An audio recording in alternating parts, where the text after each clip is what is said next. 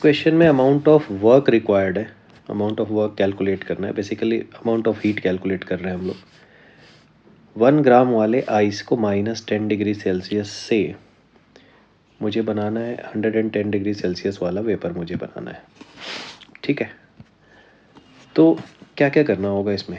सबसे पहले -10 डिग्री वाली आइस को आप ले के जाओगे 0 डिग्री सेल्सियस वाली आइस पे, फिर आप उसको 0 डिग्री सेल्सियस का वाटर बना दोगे, फिर आप उसको 100 डिग्री सेल्सियस का वाटर बना दोगे, फिर आप उसको 100 डिग्री सेल्सियस पे वेपर बना दोगे और फिर आप उसको 110 डिग्री सेल्सियस के वेपर में कन्वर्ट करोगे।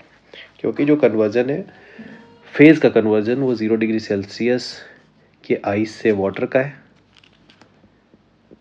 और 100 डिग्री सेल्सियस से वाटर के वेपर का है। तो यहाँ पे ml का फॉर्मूला लगेगा, बाकी सब जगह पे ms डेल्टा थीटा लगेगा। तो क्या क्या हो गया बच्चों, इस प्रोसेस के ठीक नीचे मैं लिख रहा हूँ कि क्या क्या कैलकुलेशंस हो गए। तो पहला तो ये टर्म हो गया,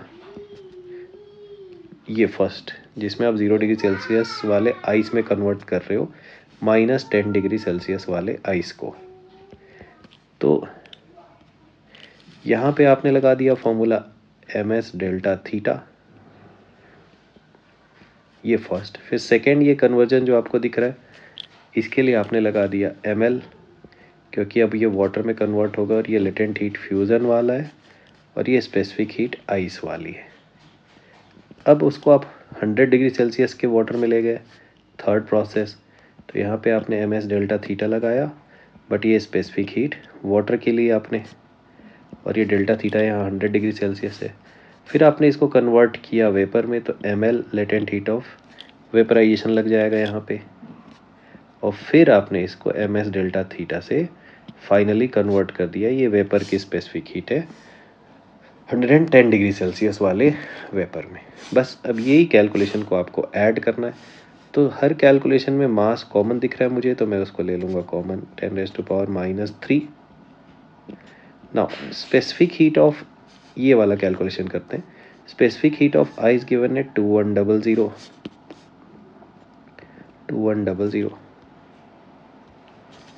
और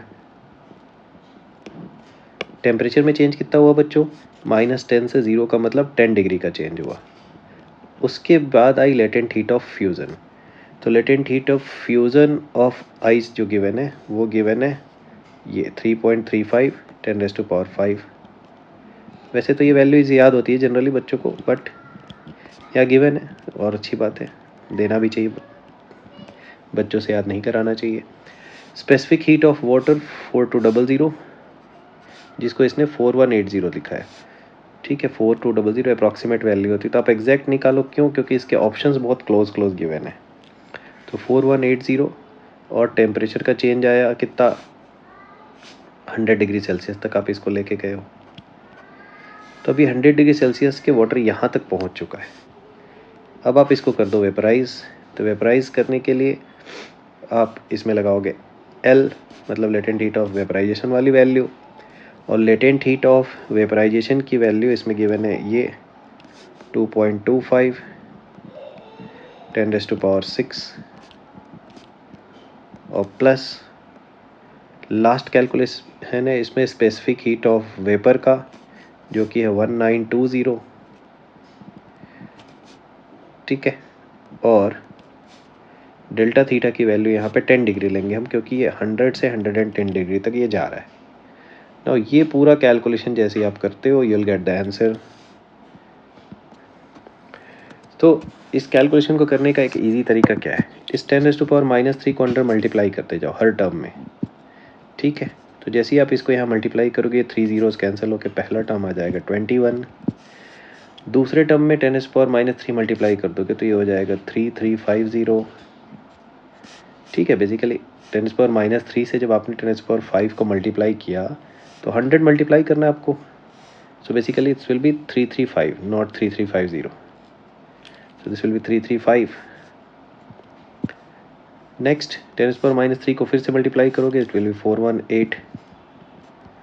नेक्स्ट यहाँ पे 10⁻³ मल्टीप्लाई करोगे तो 1000 मल्टीप्लाई कर दो इसमें बेटा, so it will be 2250 and last term में जब आप मल्टीप्लाई कर दोगे 10⁻³ का तो दिस विल बी 19.2।